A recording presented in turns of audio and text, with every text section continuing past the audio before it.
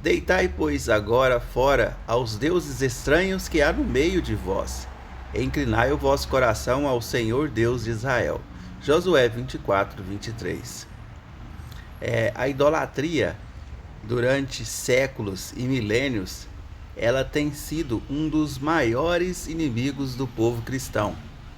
Seja do êxodo, seja a partir do êxodo, da terra do Egito para a terra prometida, seja antes ou depois de Cristo, né? A idolatria ela tem causado no nosso meio vários estragos, de modo que a idolatrar outros deuses que não sejam o nosso Deus, né, traz consequências que fazem a gente sofrer bastante, que faz não apenas nós sofrermos, mas as pessoas que estão perto de nós arcar com as consequências também dos nossos próprios erros.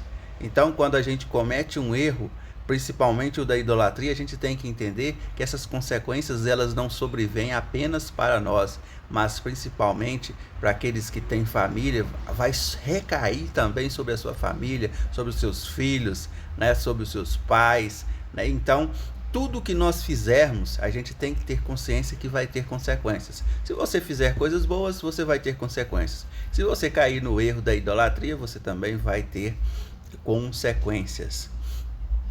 Há muitos anos atrás, o principal objeto de idolatria eram as imagens de esculturas, né? Era a atribuição de pedaços de madeira ou pedaços de pedra a divindades que meio que eram comparadas ao nosso Deus, né? E de fato a gente sabe que Deus nunca aceitou, né, que nem que fosse feita uma imagem que representasse ele. Por quê? Porque ele não pode ser representado por nada daquilo que existe na terra. Então, para que Deus não fosse comparado com nenhuma divindade, ele disse: olha, eu não quero que vocês façam imagem de escultura, eu não quero que vocês me reverenciem dessa forma, né? Porque o Deus de Israel é um Deus que não se pode ver a olho nu, que não se pode sentir, né, com tato, sem uma visão espiritual. Então, a questão é que nós devemos entender esses princípios que Deus tem nos ensinado, né, de lançar fora todos os deuses estranhos da nossa vida. Na antiguidade, o principal desafio daquelas pessoas era não guardar objetos que pudessem ser cultuados como se fossem deuses, né?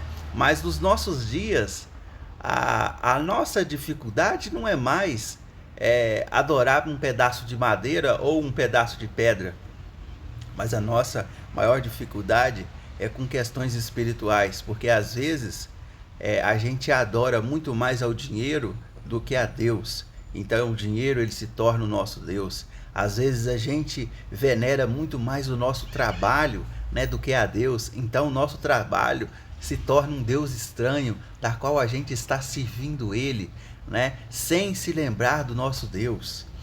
Aí às vezes você está adorando uma pessoa, um pai, uma mãe, um filho, e você está dando àquela pessoa a importância maior do que o próprio Deus. É óbvio, gente, que a gente deve amar ao próximo como a si mesmo. Você deve amar sua mãe como a sua mãe. Você deve amar o seu pai como o seu pai. Você deve amar o seu filho como o seu filho e a sua esposa como a sua esposa. Você não pode colocar um peso de medida de modo que a atenção que você dá ao seu próximo seja maior do que a atenção que você dá a Deus, né? Então Deus, ele está acima de todas as coisas. Antes de você ter um pai e uma mãe, você tem um Deus. Antes de você ter qualquer coisa, você tem um Deus. Então você tem que entender que ninguém pode tomar o lugar de Deus na sua vida, né? A gente não pode deixar que nada ocupe o espaço do nosso Senhor Jesus Cristo. Então, que nós venhamos lançar fora, né, todos aqueles sentimentos que têm tomado o espaço de Deus na nossa vida. Todos aqueles deuses estranhos que têm nos distanciado do Senhor, né? Às vezes a gente se apoia naquele falso medalhão de que somos reformados e que não adoramos deuses de pedra ou de escultura.